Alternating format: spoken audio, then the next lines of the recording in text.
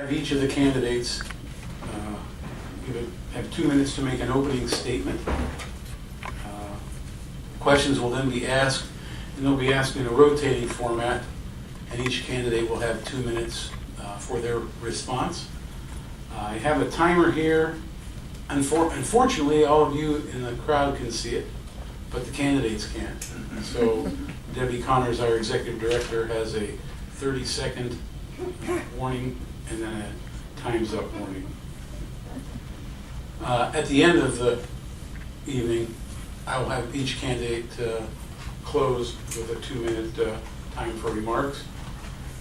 I would just ask that, in keeping with previous forums, that the audience not have any applause during the commenting, during the question and answer period, and that you please refrain from any audible signs of assent or dissent. So we can keep this very professional, as we have in the past. With that, I'm going to open it by having each of the candidates give an opening remarks. And the candidates are in alphabetical order from left to right, since we read from left to right. So we'll start with, the other thing is, I can go with Mr. Burnett, Mr. Green, and Mr. Noftel, but I think I'm going to be a little less formal than that, and I'll refer to you gentlemen by your first names.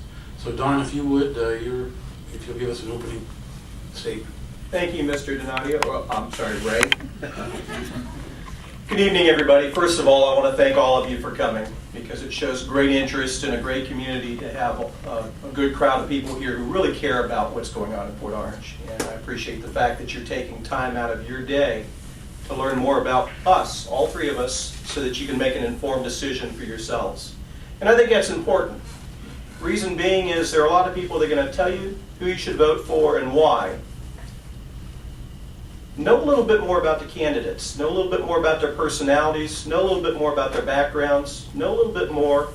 And a little bit more digging underneath the surface will tell a little bit about all three of us here and really help you make a good decision about who's going to be the mayor of Port Orange for the next 4 years.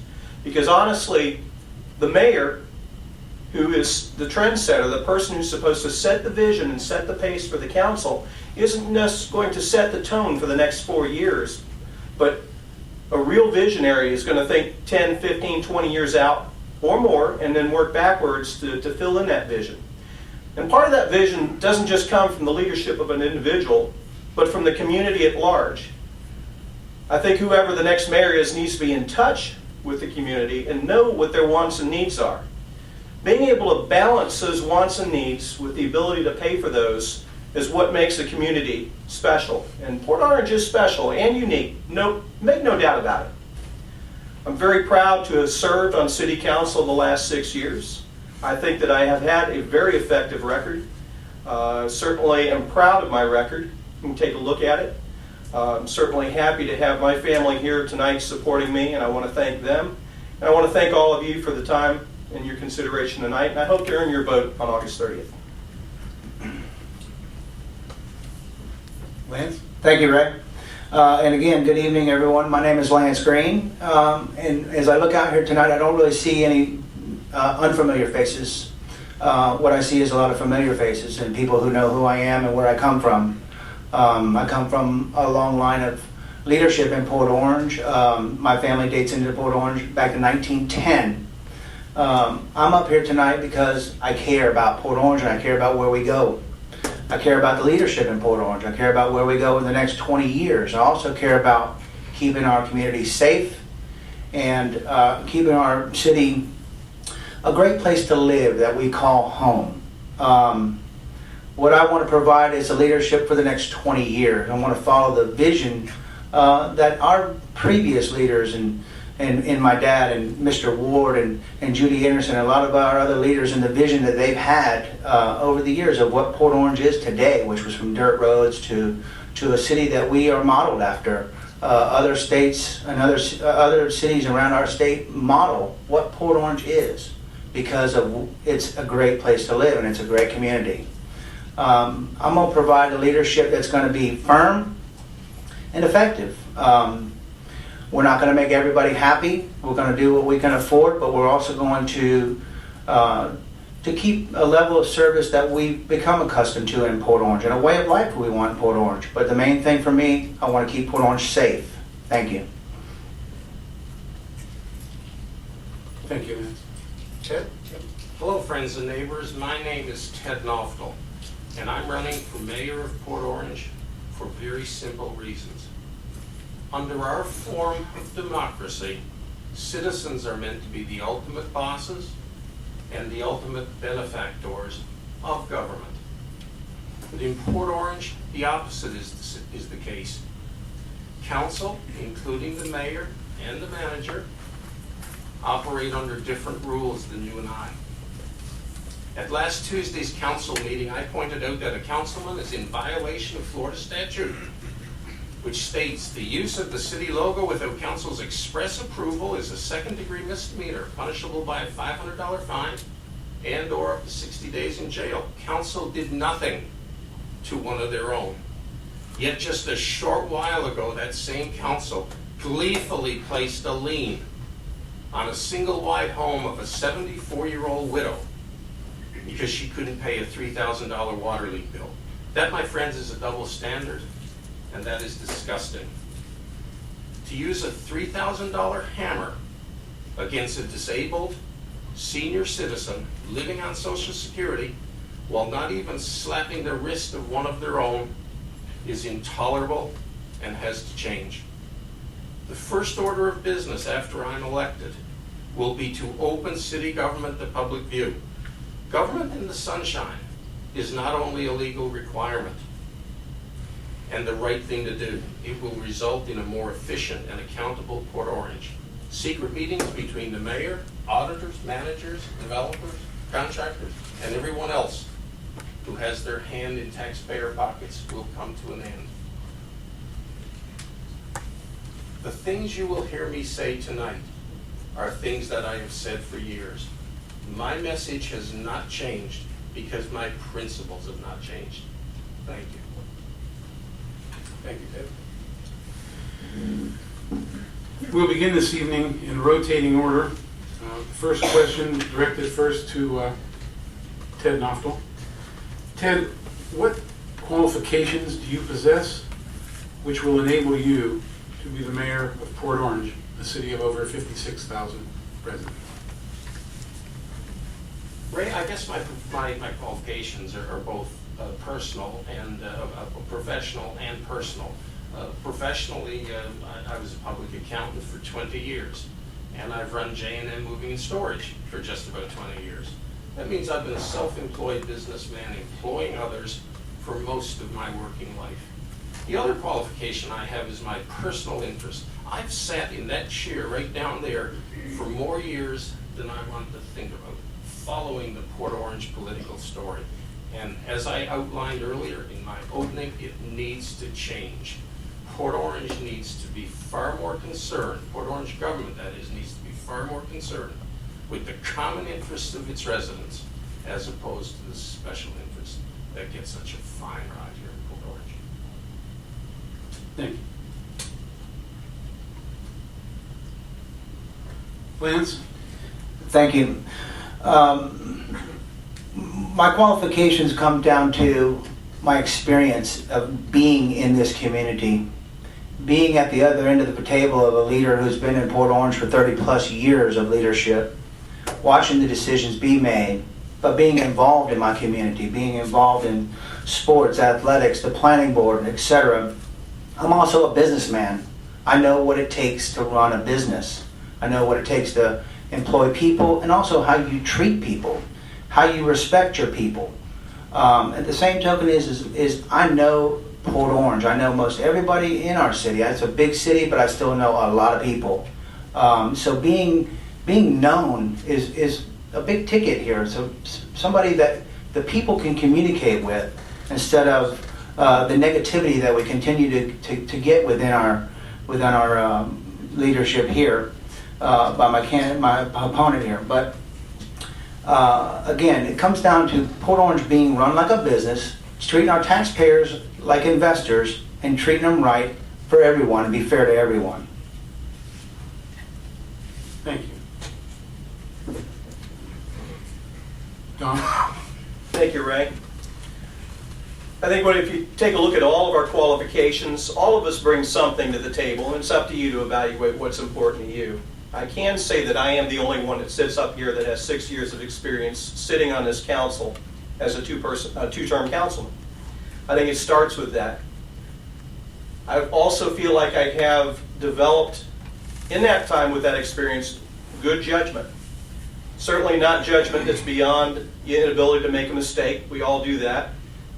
But when you make mistakes, the best thing you can do as a first-year councilman is learn from that so your second year is better. Learn from the things you did your second year so that by the time you get to your 6th year, you feel like you're seasoned and prepared for what's next. And I do feel like I'm prepared for what's next. Educationally, I have a master's degree in business administration. So I have an advanced business degree. I have assorted experiences in business. I like to think that my lifelong experiences here in this community with me and my family help make me as qualified as anybody else up here. I can sit here and say that I've done things, both big and small. Sidewalks on Herbert Street in front of Silver Sands, where 2 kids got struck by a car one year, may seem like a small thing for somebody driving through the neighborhood, but for somebody that lives there or walked that terror every day, it was a big thing. And I feel good about being able to do things like that. The things that don't necessarily show up in the newspaper or on the radio, but make a difference in people's lives every day, that's the gold. And that's what I feel like I can bring to Port Orange as its next mayor. I'm certainly open. Certainly want to listen to all the input that I can possibly get. But at the end of the day, a mayor has to run a council by consensus decision, and that takes the ability to work within the team framework. And I think I can do that as well. Thank you. Thank you,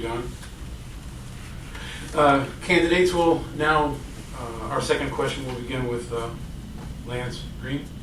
Lance, what qualities do you possess that would differentiate you as the best person to be the mayor of Port Orange? Ray, I think it's going to be my people skills. I possess the ability to communicate, to listen, and to get things done. Again, being from homeschool here, from the dirt roads to where we sit today, I've had the pleasure of meeting a lot of people and communicating with a lot of people, and I know what it's going to take to talk to the right people from here to the county to the state level to get things done for Port Orange. So my people skills are what's going to be one of my biggest assets. Thank you. Don, what qualities do you possess that would differentiate you as the best person to be the mayor of Port Orange? Well, Ray, I think you've heard some of those things already, but I'm a big believer that you have to lead a purpose-driven life. At least that's what is one of the main ingredients that makes my life worth living, that I feel like I can make a difference in the lives of other individuals. The things that I've volunteered in and still do, I've been on the Salvation Army's advisory board for the last 12 years, the last 10 as treasurer. I've been involved in Volusia County Schools for a long time, and still am. I'm the PTSA vice president at Atlantic High School. I'm also on the Atlantic High School's School Advisory Council and the Atlantic High School's Law and Government Academy Advisory Board, and that's a mouthful. I think it's important to be involved in the community in a number of ways, other than just serving as a council person or as next mayor, because this is what helps keep you in touch with the wants and needs of your community, and people can communicate with you. I think I'm accessible. I think that I get around. I think that, and certainly a lot of people have called me because my cell phone number is what's on the website. Nobody else answers. It's me that you get. And I think leading that purpose-driven life to want to make a difference in people's lives, at the end of the day, I feel good because I can go home. I can look my wife in the eye. I can look my kids in the eye. And I'm very proud. I want to set a good example for my boys as they grow up. And I think that if God can walk with me every day, I can make a difference in the lives of many people in this city. Thank you, Don. Ted, what qualities do you possess that would differentiate you as the best person to be mayor of Port Orange? Ray, I'm going to give 2 points in my answer. The first is my ability to understand complex decisions. And my second ability is my willingness that I've demonstrated for years to conduct open, honest discussions of the issues before us. So many problems linger in Port Orange because up here on this dais is the last place you'll ever see open, honest discussion. Everything has to be kicked down the road. We've got to be politically correct on every issue, and we try and make up for that, we compensate for that in our private meetings with the manager. That is not the basis on which this government is designed and is meant to operate. It's meant to be government in the open in Port Orange. And if we for one time would have an honest discussion, I think we would solve so many of our problems. Thank you.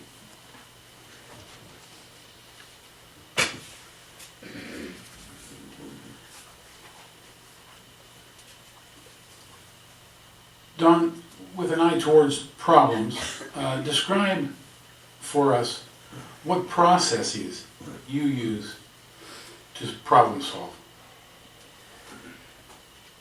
That's a great question because I think it, first of all, depends on the complexity of the problem.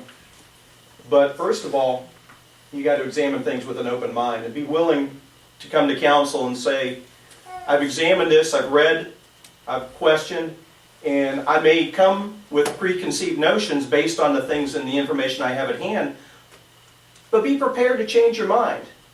Some people said, I didn't expect you to vote that way based on a conversation I had. Well, I tell you what, I served with a very good council. And those people bring good arguments.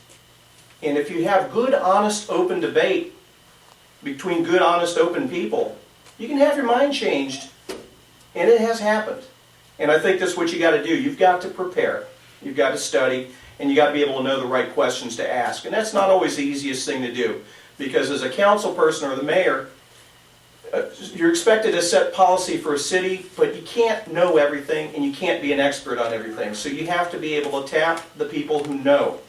You know, I have to rely on the experts when it comes to water utilities. I'm not an engineer, but I do know things that make sense. So I have an idea of how to ask the questions in a way that, in a policy-driven manner, so I can set good policy, we can have good discussions as a council and move forward.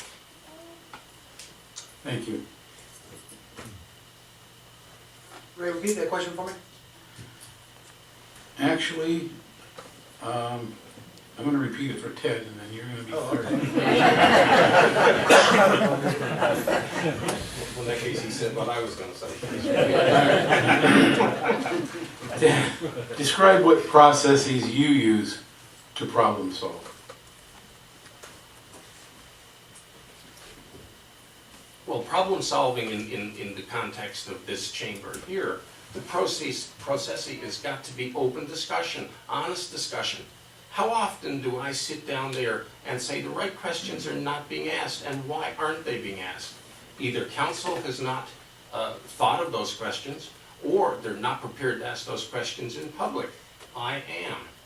I do my homework typically, and I'm not shy about saying what needs to be said when it needs to be said. We can hide behind this policy all we want, but in the end, the buck stops right here at this dais. This council is responsible for ensuring how Port Orange is run. And the manager may well be employed as a manager, but the notion that we're going to give him more authority than what he needs, I just don't agree with it. I've argued for charter change. That is something that you'll hear me advocate if I make it to this dais. Now, charter change cannot come from the dais alone. It has to go back to the people. But we need changes. Authority needs to be shared between council and the manager when it comes to the hiring, evaluation, and termination of major department heads. I have sat here and watched this council allow a manager to hire other deadbeat managers as a finance director and as a utilities director, failed managers in their own towns, dismissed.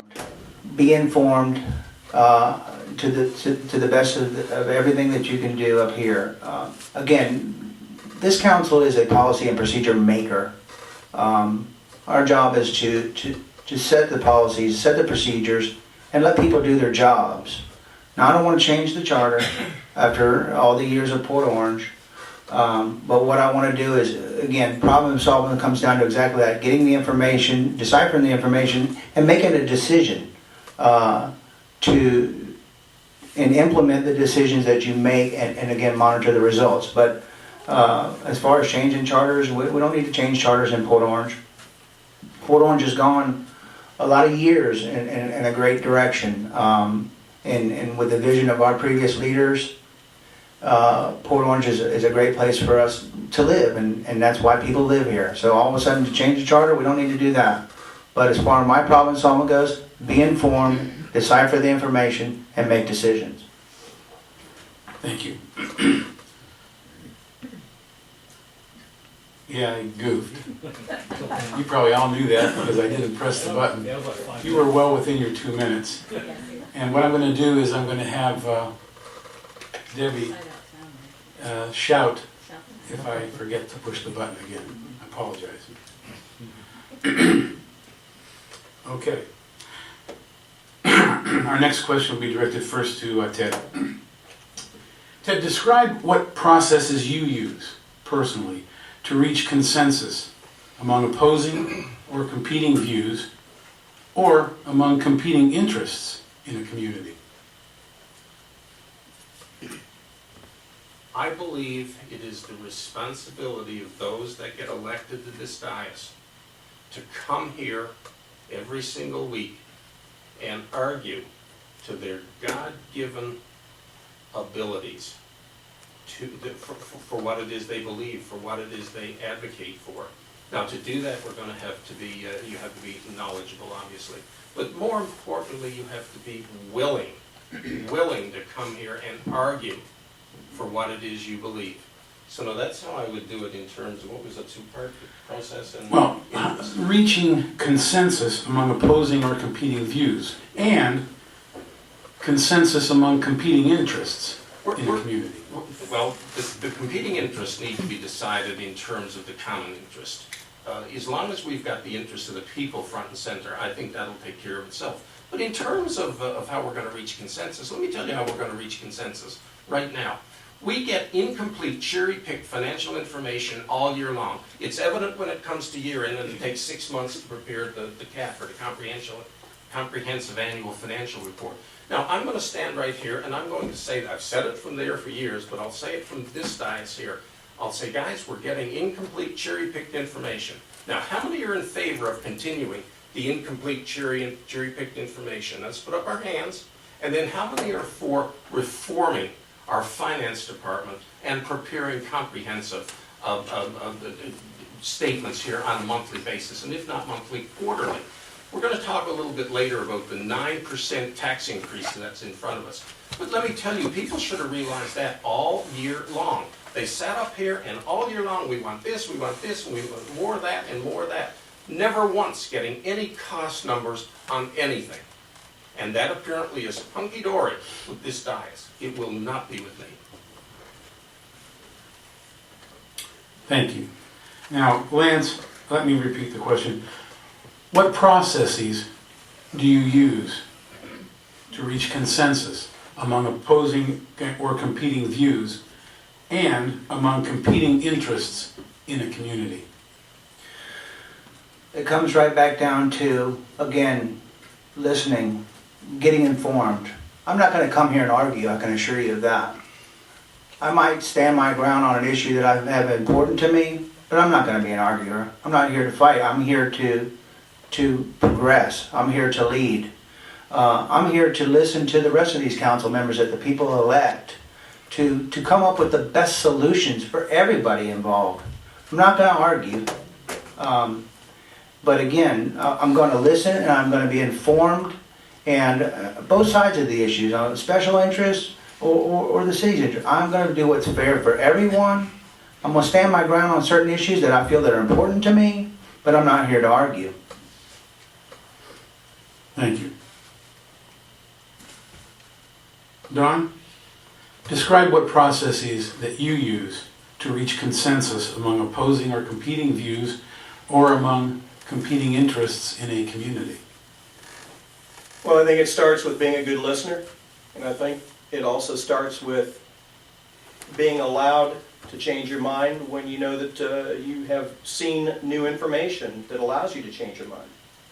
I am absolutely not of the belief that you reach consensus by sitting and standing and shouting and screaming and hollering and honestly, I've been on my share of the losing end of some boats, and I've won my share. I've certainly debated and changed other people's minds as well because of my preparation. And that's okay, because when you're sitting there and you're representing the people, it's a job, it's a responsibility that you have to take seriously. You can't take being on the losing end of a vote personally, because there's so many more things. You got 30, 40 things on an agenda, you lose a vote because it didn't quite go your way or quite go the way you thought it would, you got to be able to pivot and go on to the next thing, because once it's done, it's done. You learn from that, you experience that. If at a later date, council decides that maybe that action wasn't the best, then obviously you can pivot. But that's okay. We as a body have to work together. We can have 5 divergent viewpoints, but at the end of the day, we reach a consensus because we're respectful of each other, we listen to each other. Sometimes we debate longer than it seems like we should on an issue, but that's because we are respectful of each other's viewpoints. And I think it's important to do that. Listen, learn, understand, and work together. And at the end of the day, leadership has to bring the council together to achieve a consensus so that we can do what's best for the city and its citizens. Thank you. This next question will be directed first to Lance. Lance, what would you say is your greatest strength and why?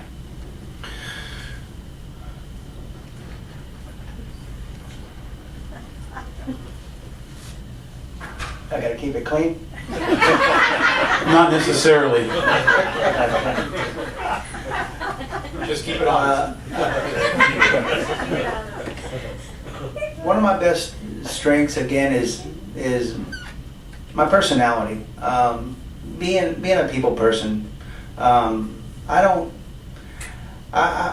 way of life and with Susie and I and our kids are to teach our children to treat people with respect. I treat people with respect until I'm disrespected, and then I cut you off. But my personality and my way of communicating and talking to people, I think, is touching.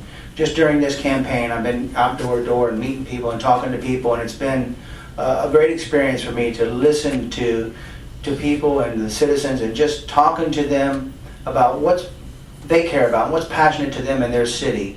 And I think that my personality and my people skills are one of my best characteristics. Thank you. That was pretty clean. Don, what would you say is your greatest strength and why? Without a doubt, I didn't have to think very long and hard about this, because I'm looking down and looking at my family right now. When I grew up, every night we dined together. Me and my sisters, my mom and dad, and we talk about the issues of the day, we talk about family, we talk about what's in the news. And I had a great role model growing up, my father, and he's sitting in front of me. And to this day, he's a great example for me of how to raise a family. Now, I've got 2 boys in high school, and if anybody knows anything about high school students, they are very disagreeable at times, and they are very obstinate at times. And when they want to argue a point, they absolutely can. But I think what they've learned is that how to be respectful at the dinner table and discuss things. And sometimes they hold their ground a little bit too long. But me and my wife managed to reel them in. But without a doubt, everything that I do, I always have them in mind. They're in my heart all the time. If I sound like I'm gushing and gushing, going on about my family a little bit too long, for most people's taste, I'm sorry, but it's real easy for me to do. You guys are the best. Thank you.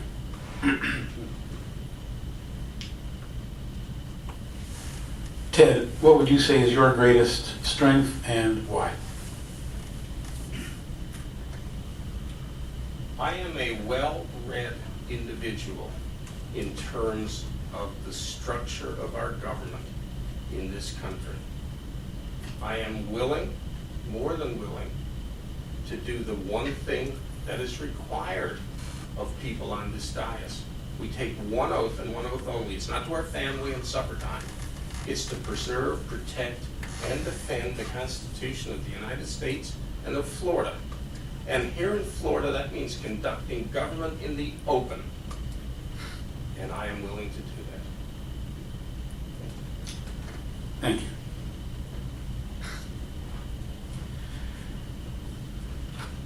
This one we'll start with Don. Don, what would you say is your greatest weakness and why?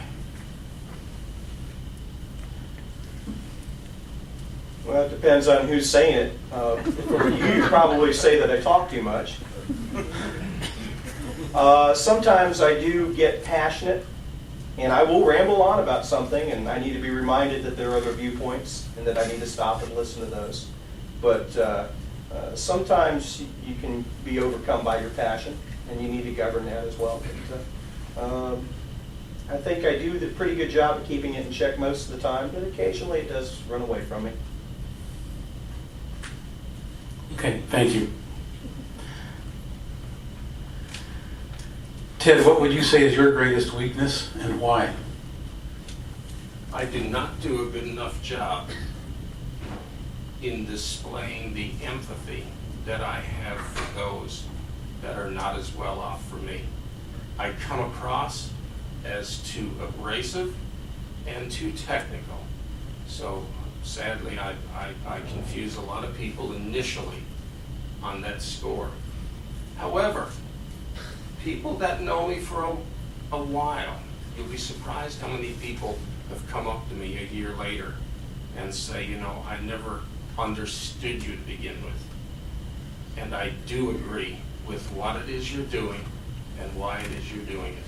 But the weakness part of it is I don't do a good enough job on the initial meeting, the initial perception people have of me in terms of that empathy that I do truly have. Thank you. Lance, what would you say is your greatest weakness and why? Probably my biggest weakness is that I have too much passion sometimes. I help people and get involved in things to sometimes my detriment that I take away from my family. I listen to people, and sometimes I might get caught in the stories or the non-truths and things like that. But my biggest weakness is sometimes that I care too much, and unfortunately to my detriment sometimes. Thank you. I think we've now exhausted pretty much all of the relevant questions about the candidates themselves. I'm going to turn to some other topics, the first one being city priorities. And so with that in mind, let's see who's first now. I think it's you, right, Ted? Two-part question. What do you think are the top 3 priorities to focus on in the next 4 years if you are elected? And what do you think is the city's most pressing issue? And where would you focus more resources if you are elected? So the 3 top priorities and the most pressing issue for the city of Port Orange. Ted.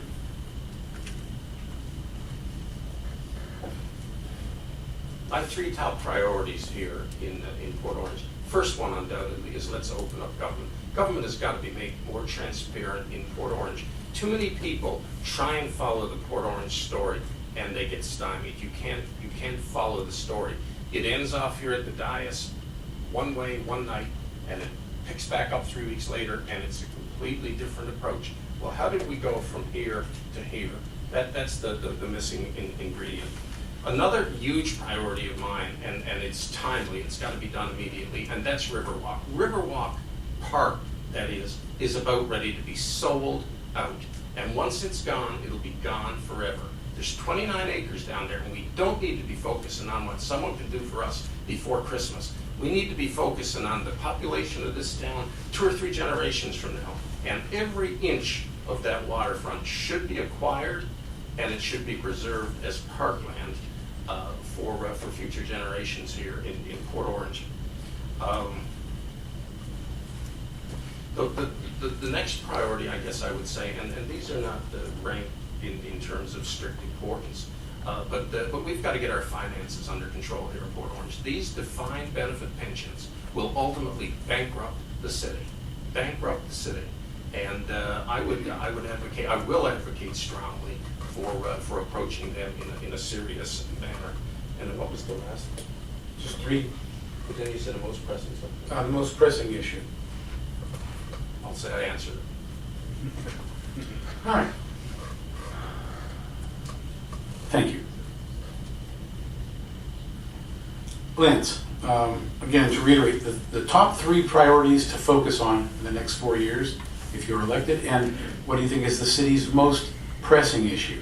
Where would you focus more resources? Those are all good questions, Ray. The first thing I'm going to start out with, in my opinion, in my position, one of the most pressing to me is our public safety department and how depleted we are as a public safety department. We do not have the police that it takes to serve our city right now. If we continue to grow, you cannot grow and expect to have the same amount of police officers on the street. It's just not going to happen. Response times are going to go down and service is going to go down. Having a safe community is first and foremost, as far as for me and for my family and for your families, is to make sure that our public safety has what they need to do the job. And what we need right now is to be able to hire and retain officers. Right now we're down probably 10 to 11, maybe even 12 officers. We're continuing to hire guys out of the academy. They may go 1, 2, 3 years, and they're going to go to the next city over for $3 or $4 more an hour. So we need to address our public safety department, and what we pay for a policeman to protect us, and what we pay our public safety to do the job that they do. That's first and foremost, and that's paramount for me, is public safety. The second thing that is addressing to me is the debt. We need to address the debt of the pensions. We're not going to get anywhere with this debt if we continue to just basically stroke the interest. It's like stroking the interest on a credit card. You can stroke the interest, but you got to still pay the note. So at some point in time, we need to get real, and we need to address the debt that the city faces with these pensions. Then the third thing for me is back to affordability. We being in Volusia County are already taxed to second highest tax in the state right now, and the county's looking at another tax increase. So what happens is that makes things harder on Port Orange to say we need this and that in our city, and we want these services in our city, but we can't afford them because we're being taxed out by the county already. So it comes down to affordability. Did you see the red thing? I didn't. Sorry. I'm talking. That's one of your greatest strengths. Don. Can I borrow a couple minutes? You have a 3-part question and only 2 minutes to answer. Yeah, that probably wasn't a good idea. I'll break my next 2-part question into 2 questions. There you go. But we're gonna do this one the way it was written. What do you think are the top 3 priorities to focus on in the next 4 years? And what do you think is the city's most pressing issue? Most pressing issue right now is traffic and infrastructure. And I think we've all been frustrated by that. And I can admit that I'm the first guy at a red light when it turns green. When it's time to go, I want to go because I'm going to get somewhere. And then as soon as I get things that we can do, one is, and unfortunately we're going to have to wait until I-95 interchange is complete with the state, because Dunlawton is a state road managed by the county that runs as a one main east-west artery through the city. Great planning, maybe not, but at the same time, getting all those people and entities to work together, not the easiest thing in the world to do. But once that interchange is done, we will be able to get a modern communication system that'll help all our lights talk to each other much better. You've got to work on feeder roads, you've got to work on turn lanes, all the things, development away from Dunlawton, so that people don't all go to Dunlawton for everything that they need. So there are things that you can do with traffic and infrastructure. Public safety, it's been mentioned before, very big.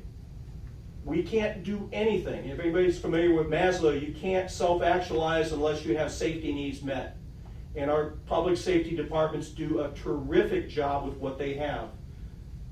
Lance mentioned it. We're 10 men down on police, and a lot of it has to do is that we've been doing it on the cheap for so long, we're no longer competitive in pay. So we've got to do something about that. And then, of course, when it comes to maintaining a high quality of life, we take care of those safety and security needs, we take care of those infrastructure needs, and then we move on. The amenities of the city, the appearance of the city, all those things that we want, that we're proud of.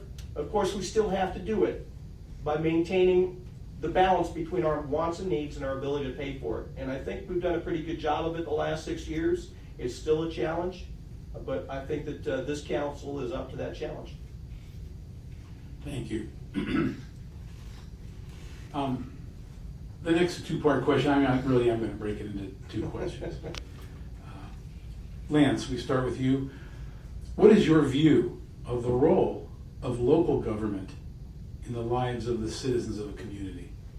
Your view of the role of local government in the lives of the citizens of a community. My view of the role is important, and it comes back down to what I said previously, is having a vision of what I want my city to be. Having the vision of where our city is going to be 20 years from now. And this, coming in being new, is I'm picking up the pieces of what our previous leaders have done and their vision and where we have come in the last, I'm going to say 30 years. We had dirt roads in Port Orange 30 years ago. So in the past 30 years, I mean, we've had a vision of our previous leaders of what our city is to be, what it needs to look like, what we're going to provide our residents. So I think that the view is highly important as to where we're going to go for the next 20 years. Thank you.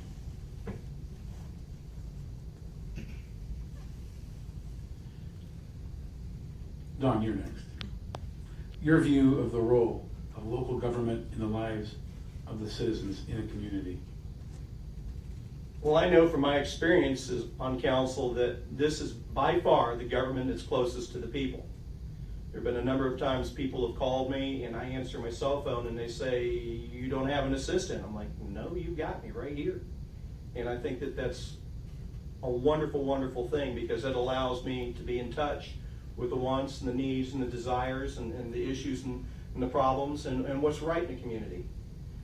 When you look at the government that we have, you've got to start with this government closest to the people, taking care of the things that nobody should have to think or worry about. Whether it's police protection, whether it's fire protection.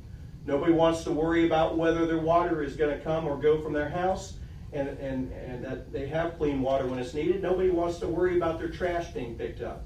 Now, you always have issues and problems from time to time, but you want those to be the exception and not the rule. Those four things are the basics that a city can provide. So what we ask beyond that is, what do you want your city to be? What makes Port Orange special? One of those things is quality parks and rec programs.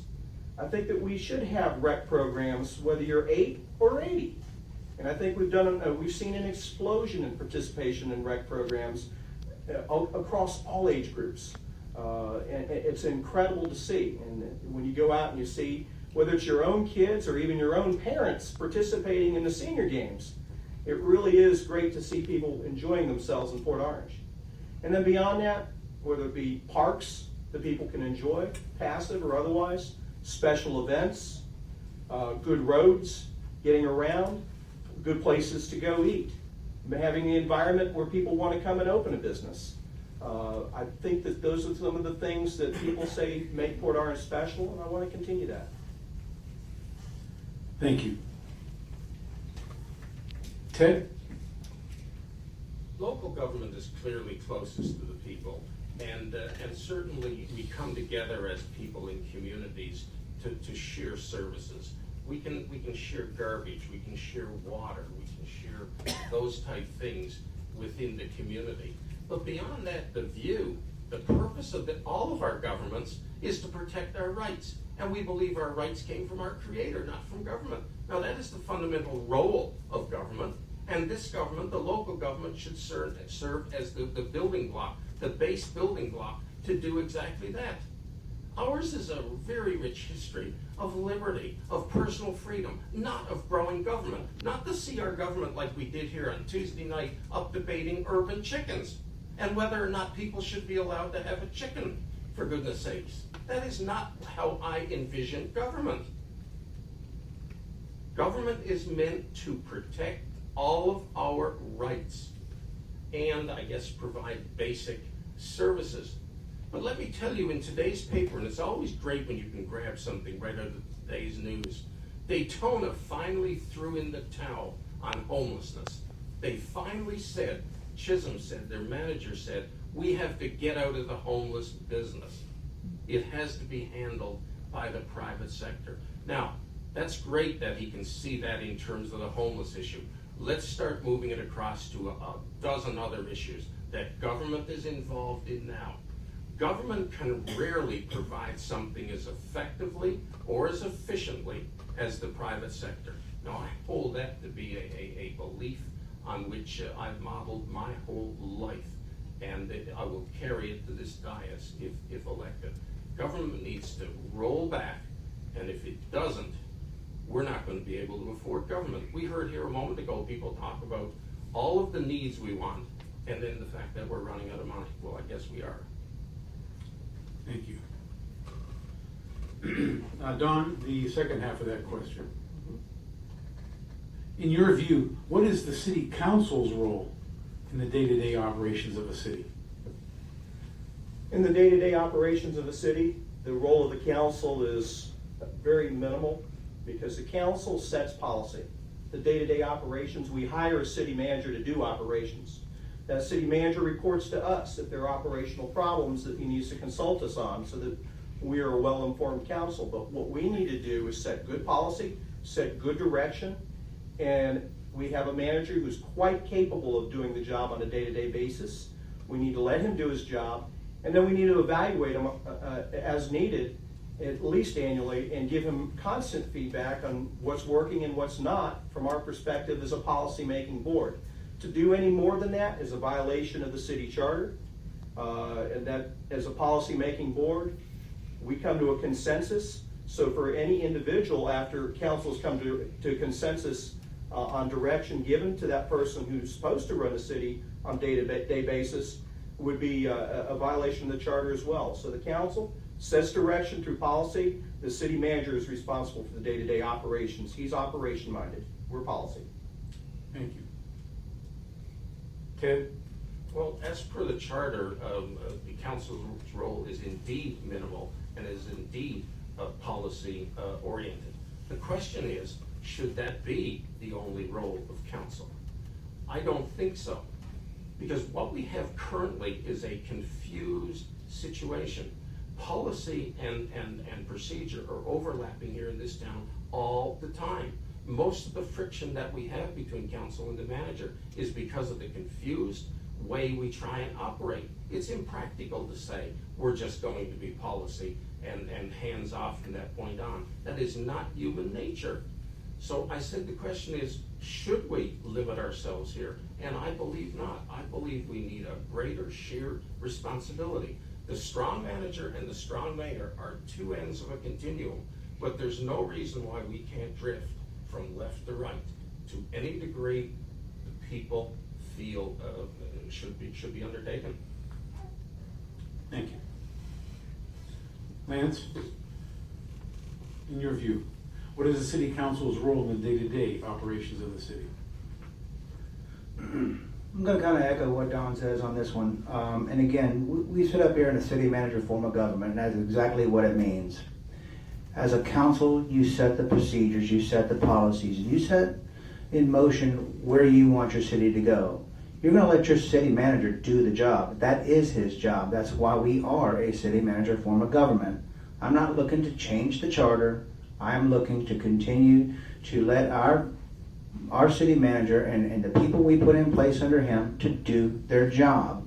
And again, having everybody's hands involved in the day-to-day operations just causes more and more confusion. There should be one line of communication, city manager to his council, and those things, and his day-to-day, if there's a problem, obviously it can be addressed, but let the city manager do his job. And that's why we hire him. Monitor and check the progress, and again, but give him direction and let him do his job. Thank you. The next question will be directed to, let's see, whose turn is it? Ted. Please comment on your thoughts about the current property taxes in Port Orange. How's that for open-ended? Well, first of all, they're too high. That's the first thing you can say about property taxes in Port Orange. But let's look at the development of these property taxes. We have what's referred to as a program budget in Port Orange. We do program budgeting, not line item budgeting. Now, program budgeting is designed to be confusing. You can't get a handle on these program budgets. Right now, we've got under consideration is a 9.05, 9.1% tax increase. And people now are in shock. It's like out of Casablanca. I'm shocked there's gambling going on in here. Well, all year we've been demanding more and more and more. And now we get the bill, and people are protesting. Protesting too much, I think it was Shakespeare said. But it stems back to the underlying problem. And this is why I'm not going to come up here and be a status quo candidate. I don't want to change anything. I want to change most everything. Never mind changing nothing. And the first thing we need to change in terms of our property tax is the way we budget. We budget. We need to adopt line item budgeting. That's the only budgeting that anybody responsible for spending someone else's money should be prepared to participate in. And so they're too high. And we need to change the approach in terms of how we develop them. Thank you. Lance? Comment on your thoughts about the current property taxes in Port Orange. I mean, anybody's going to complain that property taxes are too high. Obviously, we have a level of service in Port Orange. We have a way of life in Port Orange, and obviously you got to pay for it. My opponent over here says tonight, though, that he wants to go and purchase all the Riverwalk property. So you're going to purchase the property, and I don't even know to guesstimate what that would cost in $30, $40, $50 million, and then take it off the tax roll and then pay to maintain it. But yet, our property taxes are too high. So you're going to have to provide a balance of having the development and commercial, the development of the Riverwalk project, and these other basic balance of development to be able to offset the quality of life that we have in Port Orange. You're not going to just put the burden on the residents. You're not going to go down there and buy the Riverwalk at $50 million and maintain it and then expect the residents to not pick up the tab. And it goes back to the $3,000 water bill. So my opponent over here on the $3,000 water bill just says let the other residents pick up the tab. But yet we want lower property taxes. So you're not going to have both. So are they too high? I mean, we haven't had an increase, I don't think in 6 years, we haven't had an increase as far as actual property taxes versus the rollback rates, et cetera. So obviously, when you're spending government money, you want to be tight, you want to be efficient, but we also have a level of service that we have to pay for, so we have to have a good balance. Thank you. Don, your comments on property taxes? Well, first of all, let me preface my comments about taxation by saying, if you want a quality city, you have to be willing to pay something for it. No doubt about it. Personally, I think 99 cents a day to get police, fire, garbage pickup, water coming to your house, parks, rec, roads, and all the things that we do is not too high a price to pay. One of the problems we've had in this city in the past is that we stagnated. The best companies in the world, in the private sector, when they stagnate, when systems of continuous improvement don't exist, they have problems. And we went through that. We now have turned a corner. We have systems of continuous improvement in place. We have achieved efficiencies, and we're still working on others. There's much more to do, but 99 cents a day, I don't think is a bad bargain. And honestly, the one person sitting up here with me tonight who's paying 99 cents a day is paying 11.3% less in millage rate. Well, you say millage rate goes up and down with values, but that's actually 10.9% less than the dollars he paid in 2010 before I came on council. Adjust that for inflation, he's paying 19.4% less in dollars than when I came on council. He's paying 34.4% less than he did in 2005. And I really like for Ted to say thank you to me for doing this for him, since he's paying about approximately the same dollars he did in 1999. And I'll sit here and say, no, we're not done. We're not done.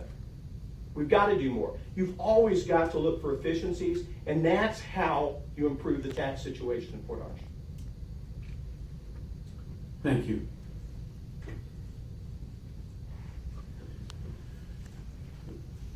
Lance, if you were recommending cuts to the city's budget, where would you look first?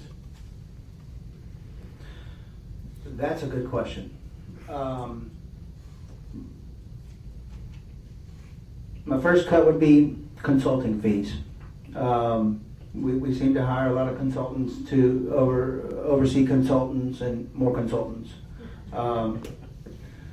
So other than that, without deciphering all the information, deciphering the budget and being not given the information, it's a difficult question for me to ask. I like to examine the budget line item by line item and buck by buck to say, but really that's a hard question. But I will say consultants. Thank you. Don? I got to agree with that, and the reason why you end up using consultants too much is because you have too much turnover at the department head level. I'm also going to preface that by saying that we had department heads here for a long time and did stagnate, and it was time for some of them to move on. I think we've kept the best of the best. I think we've recruited some good ones, and I don't think we're done as a council in setting the environment for our city manager, who I do think we have the right person in place finally to go out and do that. That being said, you can't cut by adding volunteers to your police department, as somebody else has suggested up here. You can't cut essential services. You have to have more officers in the street to take care of the things that you absolutely need. That's when you have your basic services taken care of first and foremost. Then you can look at the other things. You look for efficiencies. Do we really need to add 2 people to manage a park that's not going to open until September of 17? I don't think so. That's one of the things I'm going to argue at a workshop next Monday. We're going to talk about these things. You hold the manager's feet to the fire. You go through the budget. You look at each program. We have wants and needs. We prioritize as a council. We say, yes, these are the things that we want. These are the things, and these are the things we can't afford right now. These are the things where you step them in. You don't do everything all at once. It's okay to say that, yes, I want to do all these things, but I can't afford to do them all this year. Quite frankly, when you try to do too much at one time, you end up not doing anything very well. So you have to look for efficiencies in each and every department. The manager has to challenge his department heads like he's done in the past, so that the council can come back with a balanced budget that doesn't hurt the citizen. Thank you.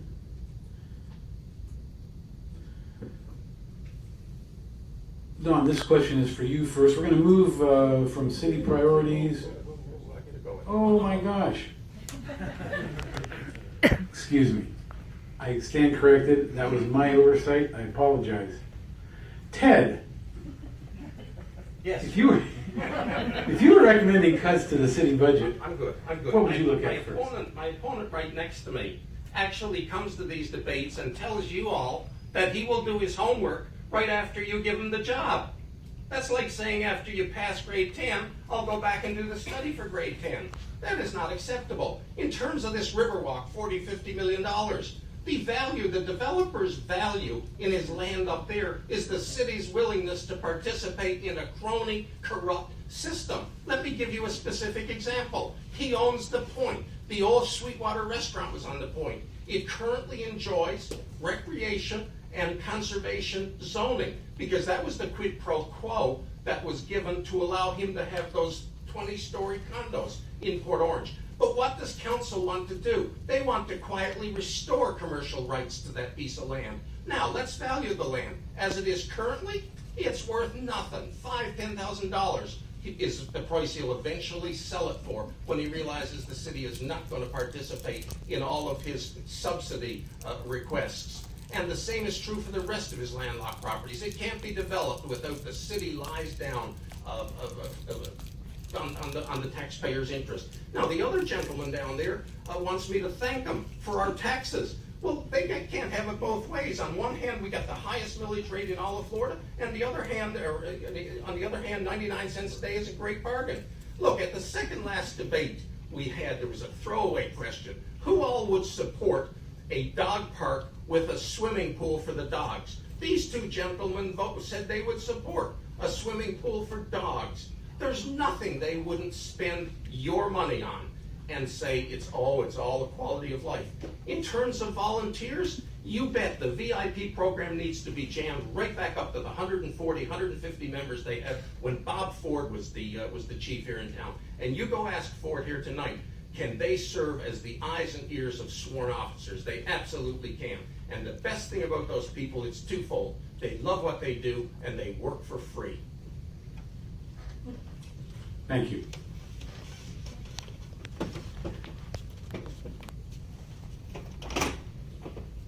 Don, we're going to move now from city priorities to economic development. As we approach build-out of Port Orange, what type of development do you think we as a community should be working to attract? Well, first of all, I think you have to keep in mind you want a balanced city. If you have too much of either residential or too much of business and you get out of balance, too much business can affect the quality of life of its citizens. If you don't have enough business, then the residents are obviously going to have to pay more in taxes because you don't have a balanced tax base. I think we've done a pretty good job of bringing the 2/3, 1/3 ratio of residents and businesses into play. Take a look at what Deltona went through and what they had to do with taxation the last few years because 98% of that city was residential development. That being said, economic development involves certainly working with your partners, whether it be the Chamber of Commerce, the Volusia County Economic Development Corporation, the people who are supposed to recruit businesses to your area. But once you set the climate in place for business, then you let people do what they do best. Let entrepreneurs be entrepreneurs. You set the climate and then you bring them in. As far as keeping the city in balance so that it happens, we do seriously need to take a look at the east side of the city in the way. And we've got a Ridgewood Avenue redevelopment plan on the books. We need to slowly brush the dust off and get into play. Because if you let communities slide, then obviously you're not going to be able to attract good business. Because it doesn't matter what I say to sell my city. If you don't have the demographics that supports good business, then obviously you're not going to be able to keep that in balance. So we absolutely have to support the neighborhoods on the east side with redevelopment efforts to help attract the types of businesses that will support them as they improve their neighborhoods. Thank you. Ted, want me to repeat the question? Sir. As we approach build-out of Port Orange, what type of development do you think we as a community should be working to attract? Well, I guess if we're assuming that we're at build-out, the answer is infill. We need to do infill in those areas that can be infilled. I'm in such an area down there off Oak Place. I have room for 3 more buildings down there. Should have no additional costs to the city. The roads are in place, the infrastructure is in place, but yet the infill should be nice. Down on US 1, I think we definitely need to try and consciously try and attract ALFs. They're clean. They're pretty much problem-free, and we need to go after them. Never mind entertaining thoughts from people who want to put them in places where they're not a good fit. Herbert Street being an excellent example. It's congested to begin with, and we just don't need any more. But US 1 would seem to be a prime area for that. Beyond that, I believe we need to have reasonable zoning laws, and we need to stick with our zoning laws. This PUD and PCD We have over 100 of them in the city, and all of them are different. They're known as zoning by negotiation. I don't believe in zoning by negotiation. I believe in reasonable zoning laws and then making the developer live with those development laws. Thank you. And Lance, what type of development do you think we as a community should be working to attract? I think as a community, what we're going to be looking for is redevelopment. Again, we're talking, the vision was 20 years down the road. Where we have our development, where we have our zoning right now is in place. So what we need to address is the east side, the Ridgewood corridor. And again, if we can get the Riverwalk and get some shovels in the ground of the Riverwalk to attract more redevelopment of the US 1 corridor, I think that's very important to the community. Yeah, I mean, we have the infill areas, and again, those places are already designed, but in my vision, it's about redevelopment, not necessarily new development. Thank you. Okay. Did I get everybody on that question?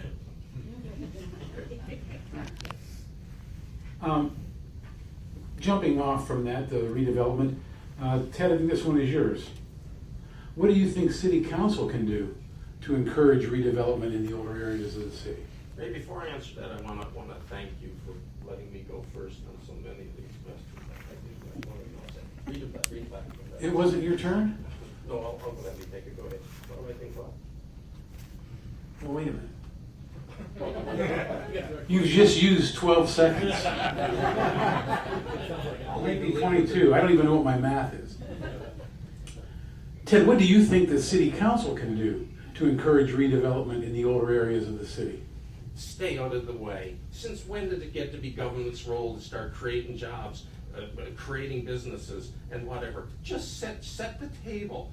Put the laws in place that are clearly understood, and let's let business have at it. It's business, not government. So get out of the way would be my answer, Ray.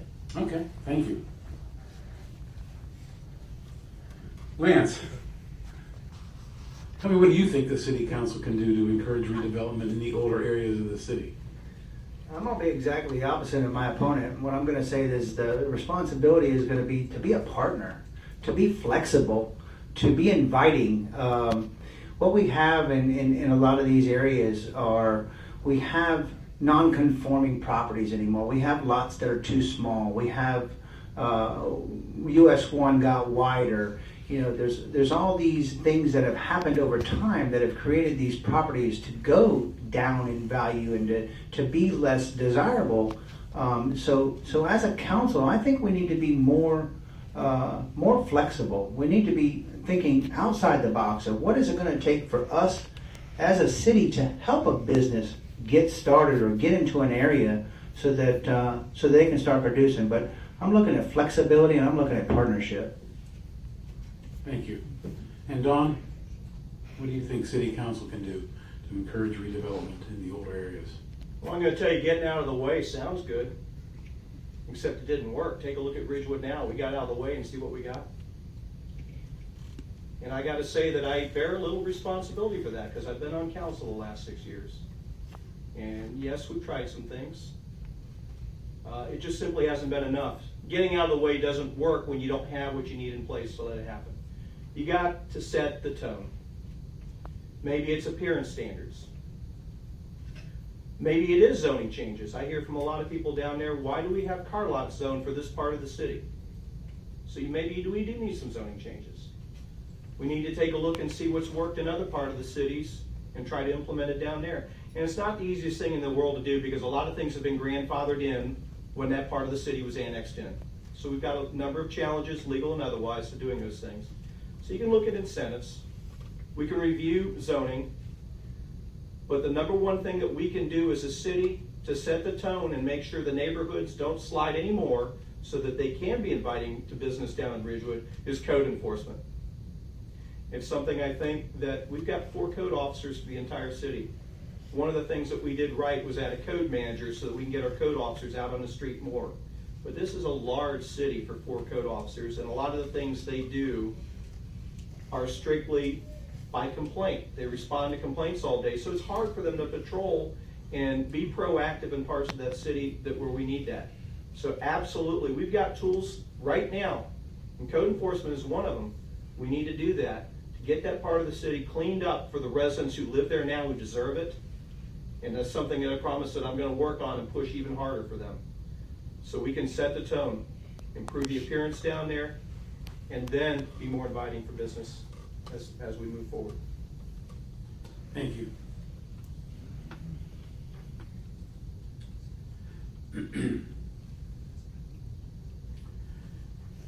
Lance, this one's for you. What infrastructure improvements do you think need to be made in Port Orange? And what steps would you take now to ensure the city can support the current continued growth? Read that to me one more time. What infrastructure improvements do you think need to be made in Port Orange? And what steps would you take now to ensure that the city can support the continued growth? I think the biggest thing that we face right now as far as our infrastructure is our drainage. To making sure that we continue to address the drainage issues and the drainage problems that continue to evolve in our areas. The Halifax Canal is one of our major outlets as far as our drainage for Port Orange, and what happens is it accepts all the water from the north. So we continue to have to address the needs of drainage when we're taking on another city's water. So as far as being able to afford it, we need to continue to do the things that we put in place as far as the buying of the land to create the storage for the water. We need to take a look at possibly even purchasing of land somewhere up in the Madeline Avenue area to be able to create a pond up in that way to stop all the water that flows down through Port Orange that continues to flood Dunlawton. So as far as infrastructure goes, I think the biggest thing for me is going to be the drainage and keeping in place the things that we budgeted for to continue to be proactive in our drainage areas. Thank you. Don? Lance hit some of what's important until he's done his homework, because a lot of our problem with flooding in the lower part of the city, in the inner city area, is because we're getting more water funneled because of projects that have happened upstream. And we've looked at some things that we need to do upstream. So we need to work with our city partners and the water compact to take a look at solutions there. So some of the solutions go beyond simply what we can do as a city level. I've got to hand it to Fred Costello for getting us all together and getting a conversation started last year along those things. Infrastructure is important so that we don't go backwards. We saw what happened years past with water meters. We did things on the cheap. We replaced them when we had to, instead of having a continuous program of replacement. And we've had to invest heavily to get caught up on that. We can't go backwards on things like that by trying to do things on the cheap. And certainly, I think we go down to Ridgewood Avenue again. In the 1950s, 60s, and 70s, and even in the early 80s, some of those motels that we've had down there were very nice stopovers that worked well in a different time, in a different era. And you go down to the Keys and you see places like that, it's almost like a throwback. It's not that way now. The city has acquired a couple of those motels, and we need to look for purposes like drainage and the like, so that off-site drainage can be taken care of, so businesses can expand down there, so that these hotels down there and these little motels don't become dens of iniquity like some of them have become. They attract some of the worst of the worst.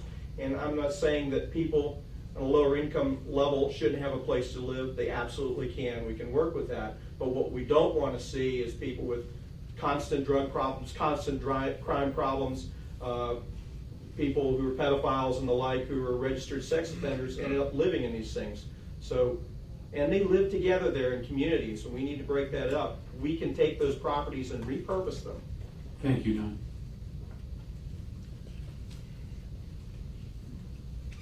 Ted? Yes. Infrastructure. Please read the question. What infrastructure improvements do you think need to be made in Port Orange, and what steps would you take to ensure that the city can support the current continued growth? The only infrastructure need that I'm aware of at this point in time would be transportation. Dunlawton is a fright. Dunlawton has to be corrected. is going to come to a stop here, because traffic won't be able to move. So clearly, we need to do all we can to alleviate the Dunlawton problem. Maybe the Yorktown extension north should be completed, and then the longer stacking and turning lanes, to the extent they can help. But beyond that, we ultimately need to start thinking about another east-west corridor in this city, likely a patterning following Madeline. Now, let me just say a couple of other things, though. I'm not impressed with discussions that someone started last year. A discussion, this is what's wrong with government. Government measures discussions as some type of improvement. Flexible, be a partner. The problems we got on Dunlawton are exactly because of our flexibility. If we'd had proper zoning on Dunlawton, we'd have never got the development, the intense development that we did. And in terms of helping a business, well, let me tell you, before we can help a business, we've got to take money away from another business. Now, Mike, how would you feel about helping someone get into the blind business? Come on, we'll just tax it a little bit more to give to someone. Tom, you're in the computer business. How much help do you want to give a competitor, government give a competitor, to get into that? And Mark, I don't know if you're still in public accounting or not, but how about a nice subsidy for someone who wants to open a public accounting office? How do you feel about that? This is all nonsense, is what it comes down to. This is not the role of government. This is the role of the private sector. Government is there to protect our rights. That's what they need to focus on. All of these other issues that people have brought to government is because it suits them. They feed off government. And that's not how I see it. Thank you. This next question will go to Don first. Don, what do you think about the Pioneer Trail interchange, considering the continuing development occurring west of I-95? That's something that I've kind of done an entire 180 on since I've been on council. There are some parts of that area down there that are very beautiful, and the Door Sleeper Preserve. I don't think that if you're moving west, there is heavy, intense development down there already. The Pioneer I-95 interchange would help tremendously, taking all those subdivisions that have to funnel up Williamson, funnel down Dunlawton into the interstate to get out. We've got we need another thoroughfare. Being able to access the interstate to go north-south. And not just a Pioneer, but business development. If you had a grocery store in that area, like a Publix or a Winn-Dixie or something like that, you don't have people going to Dunlawton to do all your shopping. You take more cars off by decentralizing the need to go down there. But yeah, I am for an interchange down there, and I think it would help dramatically with traffic flow on Dunlawton if we did. Thank you. Ted?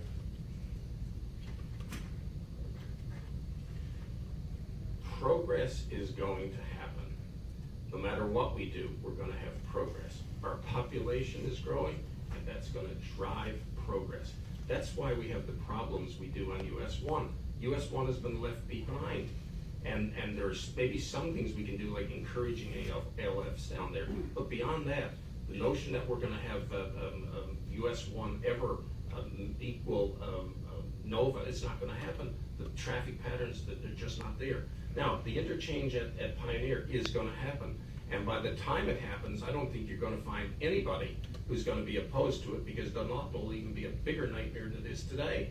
So yeah, the interchange at Pioneer is going to happen, should happen, and will likely provide relief to Port Orange for those people who want to hop on the interstate down there. Thank you. Lance? Same question. You want me to repeat it? Sure. What do you think about the Pioneer Trail interchange, considering the continuing development occurring west of I-95? And I think it's a good subject, Ray. It's, again, the main issue obviously is going to be the east-west. The main issue is going to be getting away from going under I-95. I don't believe that, in my opinion, without doing a little more research, that there's enough space to do an actual full on-ramp, off-ramp type of scenario down there. I think that if it could be achieved to just at least have off-ramps at that area would be a tremendous benefit to the west side residents.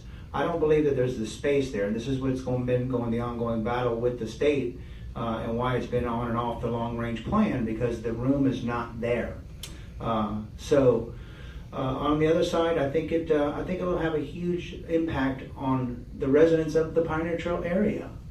It is a country, farming, backwoods kind of area. So for us to say, okay, we want to stuff an interchange down in somebody else's territory, I don't really think is the right model to go after. But if we could have an off ramp so that Port Orange residents could, if they were coming south on 95 or whatever, they could go around the I-95 or stop going down under 95 to the next stop, would be a benefit. But I don't know that there's the land for the actual interchange. Thank you. Okay, I'm going to make this last question two-part. I think it won't be difficult. And then, if you mind being first one more time, Ted? No. Good. I didn't think you would. And then we'll allow everybody to give a final closing. Maybe there's several people here named Ted. You think maybe that's the problem? Right? Maybe. Ted, tell us, what do you think makes Port Orange unique, and what do you think we could have that would help it make us a more quality community? What makes us unique? What would make us a more quality community? I've lived in Port Orange for 26 years, and I live here by choice. And I live here because this town has got a good balance of those things that I want to pull out of it. The people in Port Orange are extremely friendly. People that I met in the sports stands 26 years ago are still friends to this day. And boy, I treasure that. That is most important. In terms of what we can do more, once again, we're getting back into this government thing here again. I don't want the government doing anything, but the people themselves should absolutely be proud, and whatever they want to do is what I want to do. One thing I will say, the east side of the city has one sports complex, and my God, that was probably the first set of grandstands I ever climbed up to here in Port Orange. They're shut down at present, and I don't like that. I would dearly love to see White's Field back in service again as a, not going to happen, no, I said, we'll see about that. But that's it. The people itself are the real treasure here in Port Orange for me. They're a law-abiding, God-fearing group at best, and they should be proud of it. I certainly am. Thank you. Lance, what do you think makes Port Orange unique, and what is it that would help make us a more quality community? As the old saying goes, Port Orange is unique by choice. And what makes Port Orange unique is, to me, it dates back to the leadership. The visions that our leaders have had for Port Orange for a long, long time. With that leadership has brought quality people to our area. Which now makes the people very unique. We have some of the best residents in the area. We bring a quality residential area that people want to move to. So when it comes down to why is Port Orange unique, it's its people. It's the residents and the caring people that live in our community that make it what it is. Thank you. And Don? You're not going to repeat it for me, Rick? I will. Don, what do you think makes Port Orange unique, and what could we have that would help it be a more quality community? Thank you, Ray. Honestly, I without a doubt have to say, like my opponents, that the people of the city and the quality of the people in it make it more than unique. Sometimes I think we're victims of our own success because it is such a wonderful place. People want to move here. They want to live here. They want to raise their families here. They want to retire here. And because we're a desirable place to live, victim of our own success, we've exploded in population. So now we've got to be able to manage those things so that we can maintain the culture of this city and maintain the quality of life for the residents who live here now. And we know there are going to be more people coming because I think the secret about Port Orange is out. There's no doubt about it. We're a desirable place to live, and we can't. And there's nothing to complain about that. What we need to do as a government is put policies in place that protect our citizens, provide the services they need, make sure that we maintain public safety at the highest levels so we can keep our rating as what recently we were rated the 7th safest city in the state of Florida. When people don't have to worry about safety and security needs, they can go out and enjoy their neighbors, they can go out and enjoy their friends, and they can go out and enjoy the community and the many festivals and the things that we have going on here. And I think that we will continue to be the place that is unique and desirable and wonderful to live in because of the culture and the people who live here. Thank you. That's really all the time we have for questions. What I want to do now is I want to give each of you gentlemen an opportunity for a 2-minute wrap-up to give us some closing remarks and tell us why you should be elected the next mayor of Port Orange. In keeping with our order, we'll start with Lance. Well, thank you, Ray. I'm not a politician, I'm not a public speaker. What I am is somebody who's lived in Port Orange my whole life, and I just care. What I want to do is I want to bring my leadership because I care. I want to provide as a leader of our city more than basic service like my opponent wants to provide you. I want to provide the services that our city has provided as we grow with our parks, with our recreation, with our police and our water. But I'm going to provide more than just basic service. We are not a basic city. So with that being said, like I said, I'm not a public speaker, I'm not a politician, I'm somebody who comes up here because I care, and I care about where our city goes. Thank you. Thank you. Don? First of all, I want to thank the Port Orange South Daytona Chamber of Commerce for sponsoring this evening, and I think it's important that we have forums like this because I think an electorate that is more informed and knows the candidates and has the opportunity to hear from all of us, especially at one time like this, you tend to make better decisions. Nobody needs to tell you how to vote. I trust the voters of Port Orange to make good decisions, and certainly forums like this help you to do that. I think this is a great city. This is a city of great promise. We've seen that over the years. Being named the 7th safest city in Florida, I take great pride in that. And it starts with public safety, but goes well beyond that. It's the citizens of the city, the things that they do, the things that we have. It would be family days, it would be parks and rec, the programs that we have, people getting out, whether it be people utilizing trails, just simply walking their neighborhoods.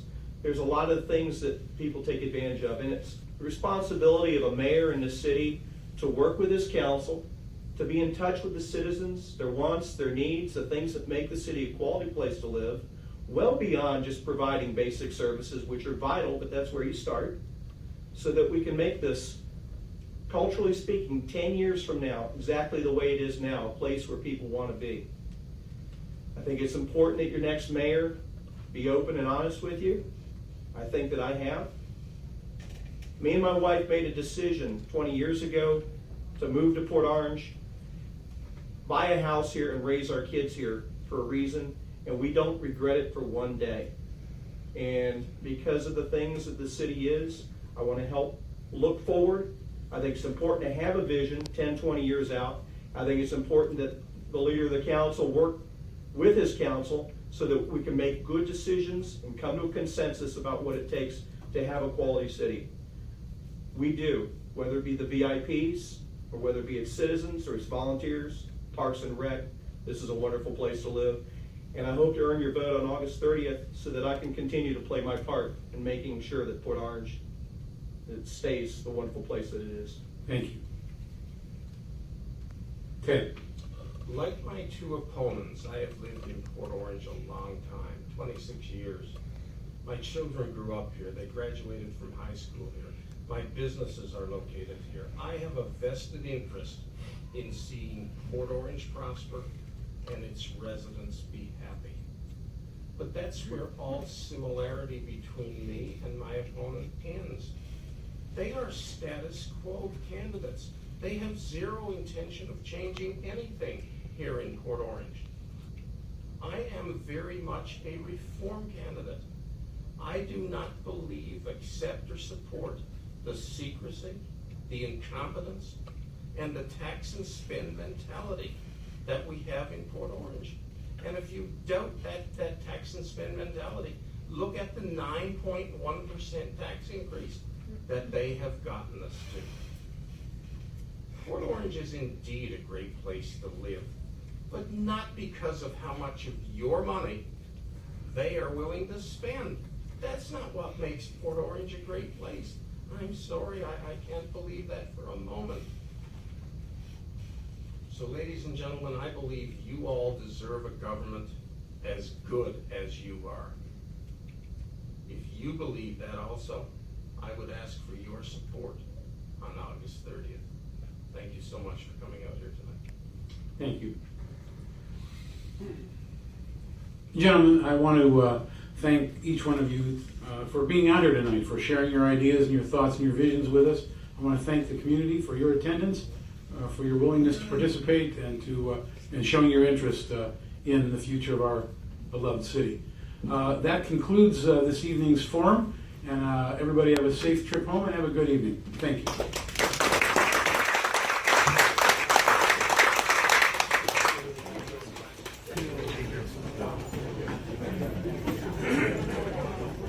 Thank you very much.